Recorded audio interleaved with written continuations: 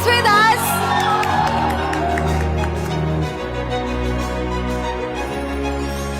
जो भी आप में से अपनी ज़िंदगी को शानदार बनाने के लिए जोखिम लेने को तैयार है, मेरी नज़र में वही एंटरप्रेन्योर है, वही उद्यमी है। उसूलों पे जो आँच आए तो टकराना ज़रूरी है, जो जिंदा हो तो फिर जिंदा नज़र आना ज़रूरी है।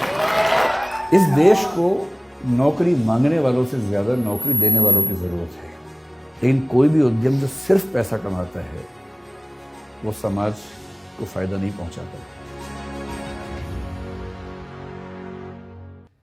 तो मैं जब देखता हूँ आजकल के बच्चों को, नई पीढ़ी को, और मैं उनके जब डायलेमास को समझने की कोशिश करता हूँ, तो मैंने पाया कि उनके सामने सबसे बड़ा डायलेमा ये होता है, स्पेशली उनके दिमाग में जो कॉमर्स या मैनेजमेंट की दुनिया से हैं, जैसे कि आप हैं, कि हम बड़े होने के बाद क्या करें। नौकरी करें में फिर बहुत सारे ऑप्शंस, प्राइवेट सेक्टर में जाएं, किसी स्टार्टअप में नौकरी कर लें, सिविल सर्विसेज में जाएं, कोई और नौकरी कर लें, एकेडमिक्स में चले जाएं। एक तो ये सवाल, और दूसरा ये सवाल कि क्या हम अपना स्टार्टअप शुरू कर दें, कुछ अपना उद्यम शुरू कर दें। और मैं देख रहा हूँ कि आजकल की पीढ़ी को एक शब्द बड़ा अच्छा मिल गया, स्टार्टअप। हमारी पीढ़ी ने भी स्टार्टअप किए। मुझे 2 साल पहले ही पता लगा कि जो मैं कर रहा हूँ कई साल से वो स्टार्टअप ही होता है, वरना मैं 2 साल वरना तो मैं 3-4 साल से बड़ा परेशान था कि पूरा देश स्टार्टअप कर रहा है और हमने कभी किया ही नहीं। तो मुझे एक बार गूगल पे जाके सर्च करना पड़ा कि स्टार्टअप क्या होता है, व्हाट इज स्टार्टअप। तो पता लगा स्टार्टअप का मतलब अपना काम करना, इतना ही होता है।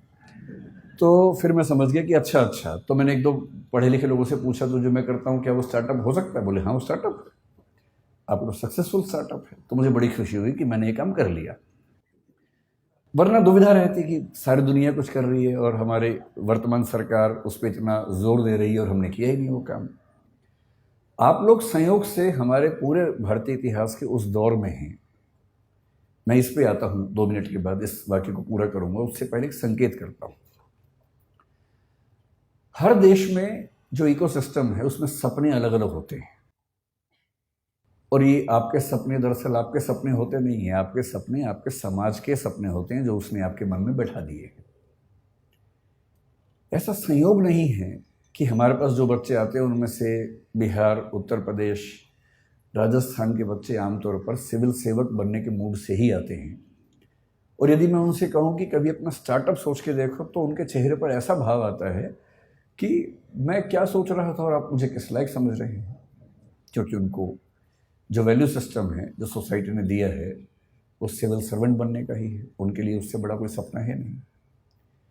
लेकिन जब मैं गुजरात के लोगों से मिलता हूँ, विशेष रूप से मारवाड़ी या सिख समुदाय के लोगों से मिलता हूँ, तो उनसे नौकरी की बात कर रहा हूँ, हंसने लगते हैं कि नौकरी क्यों करेंगे, धंधो करेंगे, धंधो, अपना काम करेंगे भाई, अपना ही उद्यम करेंगे। सारा खेल वैल्यू सिस्टम का है। हम उस समाज के लोग हैं जहां ज्यादा पैसा कमाने का सम्मान ज्यादा नहीं है। आप कितना ही पैसा कमा लें, लोग आपको सम्मान देंगे नहीं जब तक आप उससे बड़ा कुछ नहीं कर लेंगे। लेकिन कई देश ऐसे हैं, कई समाज ऐसे हैं जहां पर धनी होना, सफल उद्यमी होना अपने आप में एक सक्सेस की निशानी है। मैं एक एग्जाम्पल देके बात करता हूँ। मुझे एग्जाम्पल देने की बहुत बीमारी है, उसी से बात समझाना आसान भी लगता है मुझे।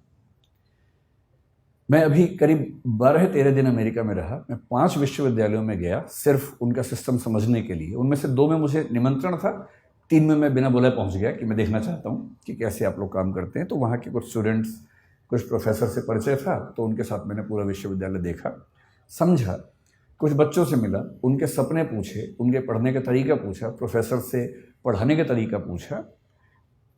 पर्पज़ ये था कि कल को अगर मैं कोई विश्वविद्यालय शुरू करूं, जो कि मेरा एक सपना है, तो मेरे पास एक टेम्पलेट हो या कई टेम्पलेट्स हों कि एक अच्छा विश्वविद्यालय कैसा होता है और बच्चों की पूरी ग्रूमिंग का तरीका क्या होना चाहिए। तो उन्होंने सब मुझे बताया। मैंने वहाँ जो बिजनेस पढ़ रहे थे, 1-2 बच्चे जिन्होंने बिजनेस स्टडीज़ पढ़ा हुआ था मास्टर्स लेवल पर या ग्रेजुएशन लेवल पर, और मैं अच्छे यूनिवर्सिटी की बात कर रहा हूँ, मैं यूटी ऑस्टिन की बात कर रहा हूँ, मैं मिशिगन यूनिवर्सिटी के रॉस स्कूल की बात कर रहा हूँ, मैं कोलंबिया यूनिवर्सिटी की बात कर रहा हूँ, इनकी बात कर रहा हूँ जहाँ पर पढ़ना किसी के लिए बहुत बड़ा सपना हो सकता है। वहाँ जिन लोगों ने बिजनेस स्टडीज़ की पढ़ाई की, उनसे मैंने खूब बातें की, 1-1, 2-2 घंटे बात की। और अंत में एक कठोर सवाल पूछा। मैंने कहा 2 बातें बताना सीधे सीधे, एक तो ये कि यहाँ से पढ़ने के बाद क्या पैकेज मिलेगा तुम्हें। वो थोड़ा चौंक जाते थे कि कितना सीधा सवाल पूछ लिया।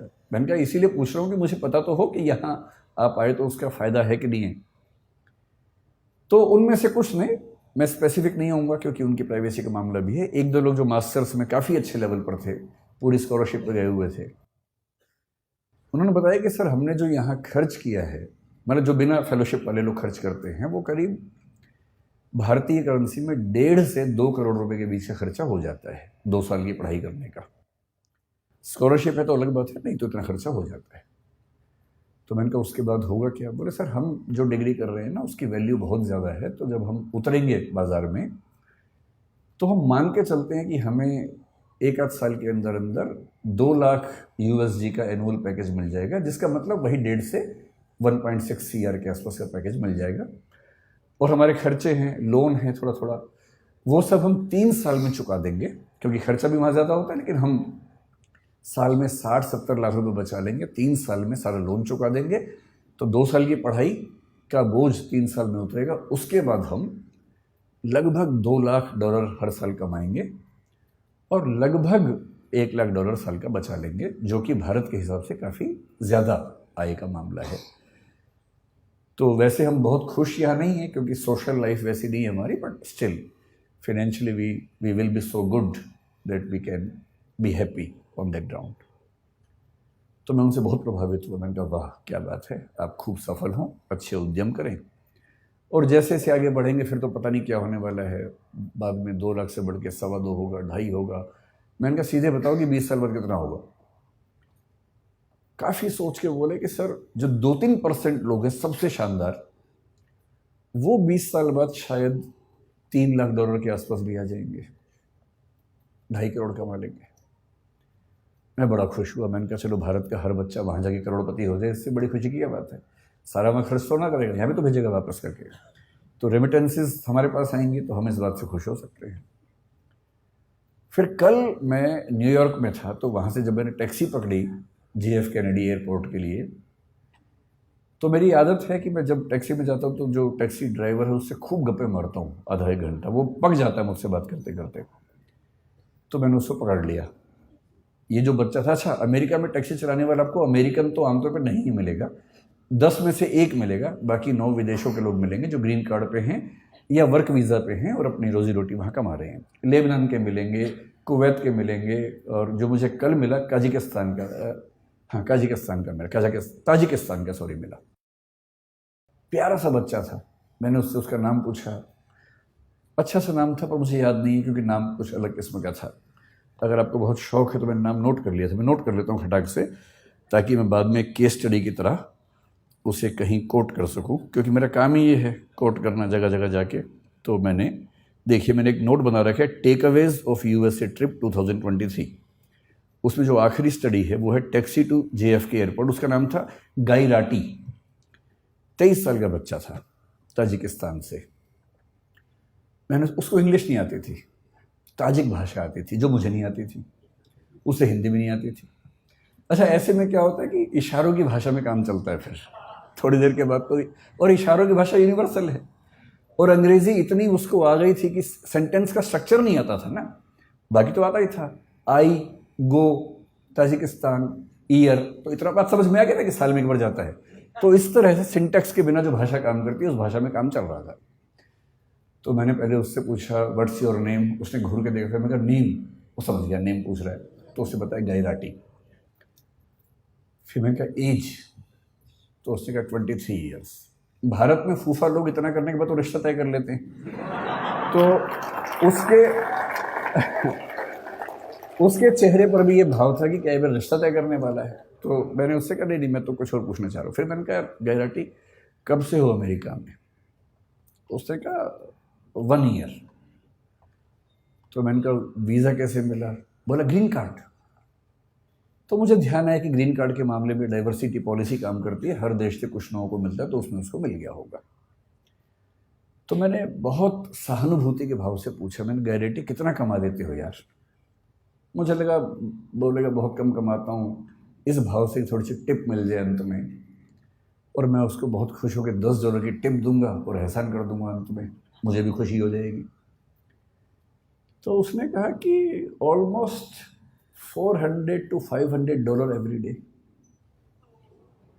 अच्छा, भारत का आदमी सीधे 80 से गुणा करता है वहां जाके, जो भी फिगर सुनता है खटाक से गुणा करता है। मैं घबरा गया, भाई ये तो बहुत ज़्यादा कमा लेता है, इसका मतलब तो बहुत ही ज़्यादा कमा लेता है। मैंने कहा अच्छा।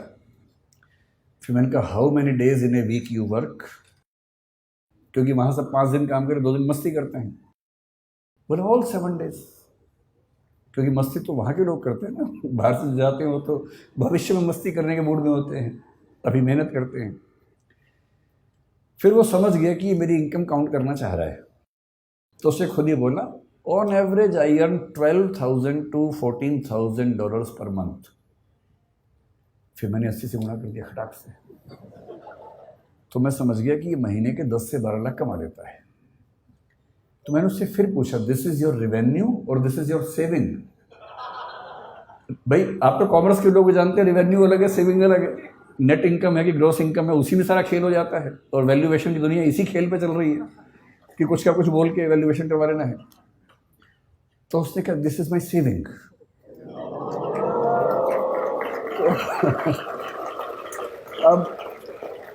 अब मुझे घबराहट होने लगी, क्योंकि वो 10 से 12 लाख महीने का कमा रहा था और उसको 12 से गुणा करूंगा तो 1,20,00,000 से 1,44,00,000 हो जाएगा साल का, जो कि 2 साल की MBA करने के बाद 3 साल लोन चुकाने के बाद भी लगभग उतना हो रहा था। तो आप लोग बुरा मत मानिएगा, MBA वाले लोग है ना, आप लोग कॉमर्स की दुनिया में पढ़ रहे हैं, बुरा मत मानिएगा। मैं तो केवल ये बताना चाह रहा हूँ कि दुनिया के रुझान क्या हैं। तो मैंने बड़ा हौसला मन में रख के सोचा कि कहीं तो MBA वालों को ऊपर उठाऊं। तो मैंने कहा लेकिन तुम्हारी इनकम आगे बढ़ेगी नहीं इससे ज़्यादा। You have a stable income, but if you had been in service you would have grown faster, you would have got increments every year. मतलब ये बात समझाने में 1 घंटा लग गया, तोड़ के सेंटेंस बोलने पड़ रहे थे। तो उसने कहा no, I am buying 2 more taxis. तो मैंने कहा भाई अभी सेल्फ ड्राइविंग कार की परमिशन तो मेरी नहीं है कि तुम 2 टैक्सी लेके चला दोगे बिना ड्राइवर के, कैसे कैसे होगा, तुम कितनी चला लोगे? पर no, I will get 2 drivers from Tajikistan and the per hour minimum wages is $10 to $12। तो मैं उनसे दिन में 10 घंटे काम करवाऊंगा, $120 उनको दूंगा, और मैं एक टैक्सी से 400-500 कमा लेता हूँ, 120 दे दूंगा, तो भी मेरे पास मतलब 350 की एवरेज एक कार से बचेगी। 2 से 700 7 दिन चलाएंगे, तो मोटा मोटा मान के चलिए कि मामला बड़ा रिस्की हो जाएगा। तो फिर मैंने टिप दी नहीं उसको।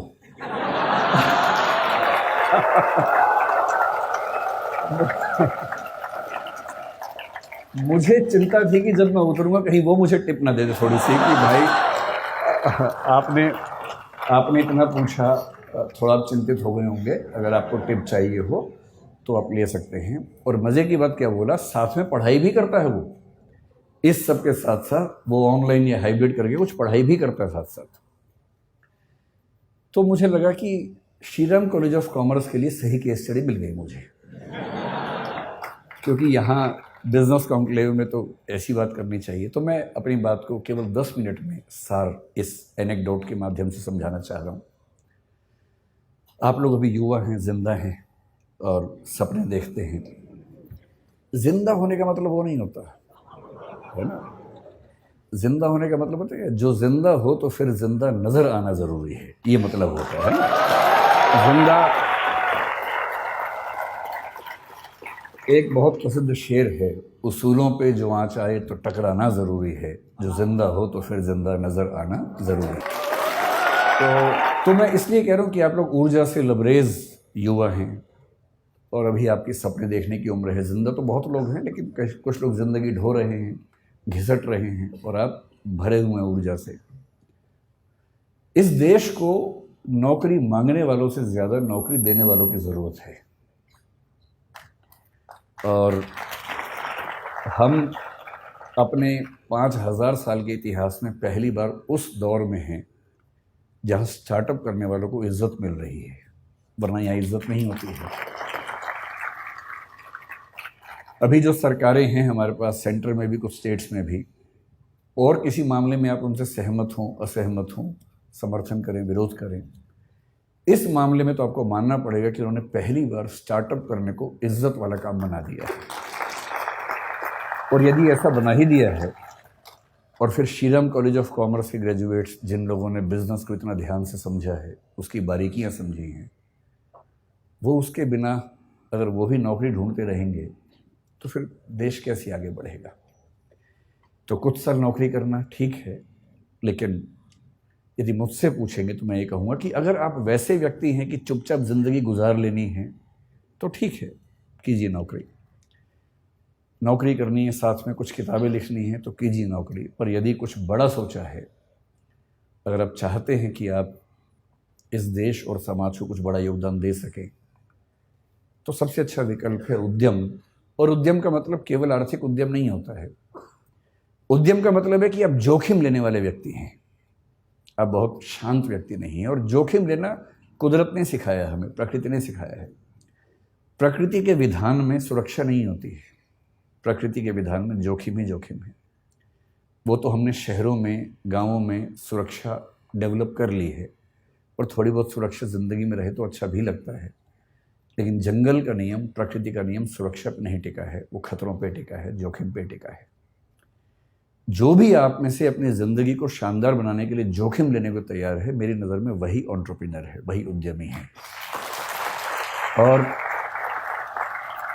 और जोखिम केवल पैसे के लिए नहीं होता है, होना भी नहीं चाहिए। जोखिम महात्मा गांधी ने भी लिया, अंबेडकर साहब ने भी लिया, दोनों शानदार वकील थे। डॉक्टर अंबेडकर, मैं परसों कोलंबिया विश्वविद्यालय में गया जहाँ से उन्होंने पीएचडी की, एक पीएचडी की, लंदन स्कूल से दूसरी 3 पीएचडी की उन्होंने। इन लोगों ने अपने अपने सफल करियर को दांव पर लगा के जोखिम लिया कि देश को एक अच्छा राजनीतिक और सामाजिक मंच मिल सके। ये सोशल एंटरप्राइज है, पॉलिटिकल एंटरप्राइज है। कबीरदास हों, गुरु नानक हों, या महात्मा बुद्ध हों, महावीर स्वामी हों, इन सब ने अपने अपने समाज को बेहतर बनाने के लिए अपनी जान को जोखिम में डाला। ये सब उद्यमी लोग हैं। कोई स्पिरिचुअल एंटरप्राइज करता है, कोई सोशल एंटरप्राइज करता है। आप बिजनेस एंटरप्राइज वाले लोग हैं, लेकिन मैं इतना ज़रूर कहूँगा कि बिजनेस में पैसा कमाना ज़रूरी है, क्योंकि वही आपको ज़िंदा रखेगा, वही आपके उद्यम को चला पाएगा। लेकिन कोई भी उद्यम जो सिर्फ पैसा कमाता है, वो समाज को फ़ायदा नहीं पहुंचाता है। और मैं एक बात अक्सर कहता हूँ, आखिरी बात आपसे वही कह रहा हूँ कि अगर अपने जीवन को एक ठीक दिशा देनी है तो सिर्फ एक काम कीजिए। बहुत बुरा लगेगा, पर मुझे ये सलाह मेरे एक मित्र ने दी थी, मैं आपको दे देता हूँ। आज घर जाके अपनी ओबिचुअरी लिखिए। ओबिचुअरी का मतलब होता है किसी के मरने के बाद अखबार में जो छपता है उसके बारे में, कि दुख के साथ सूचित किया जाता है कि फला फला की मृत्यु इस तारीख को इस वजह से हो गई है। उसके बाद की 4 लाइनें आप अपने बारे में क्या चाहते हैं लिख लीजिए, उसे बनाइए विजन स्टेटमेंट। वो लाइनें कई तरह की हो सकती हैं। एक ये हो सकती है कि इस व्यक्ति ने जीवन में खूब पैसा कमाया, इसने गुटखा बनाने वाली कंपनी बनाई, इसने अरबों रुपए कमाए और इसकी वजह से कई लाख लोग कैंसर से मरे, और पैसा खूब कमाया।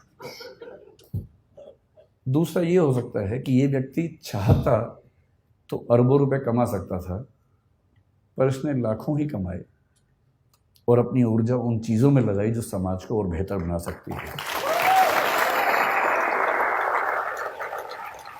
ये चाहता तो डीजल की कार बना के खूब पैसा कमा सकता था, तेल के कुएं खोद के खूब पैसा कमा सकता था, पर इसने सोलर पैनल्स में अपनी ऊर्जा लगाई, क्योंकि उसे चिंता थी कि मेरे साथ साथ इस समाज का भी भला होना चाहिए। तो जो मैं कंक्लूडिंग रिमार्क के तौर पे कहना चाह रहा हूँ, आप लोग इस देश के भविष्य हैं, स्टार्टअप की दुनिया के भविष्य हैं। कुछ बड़ा कीजिए और ऐसा मत कीजिए जो केवल और केवल बिजनेस तक सीमित हो। जब बिजनेस और एथिक्स मिलते हैं तो जो सिनर्जी बनती है, वो सिनर्जी किसी भी देश और समाज के लिए बेहतर है। बहुत बहुत धन्यवाद, आप लोगों ने बुलाया। धन्यवाद।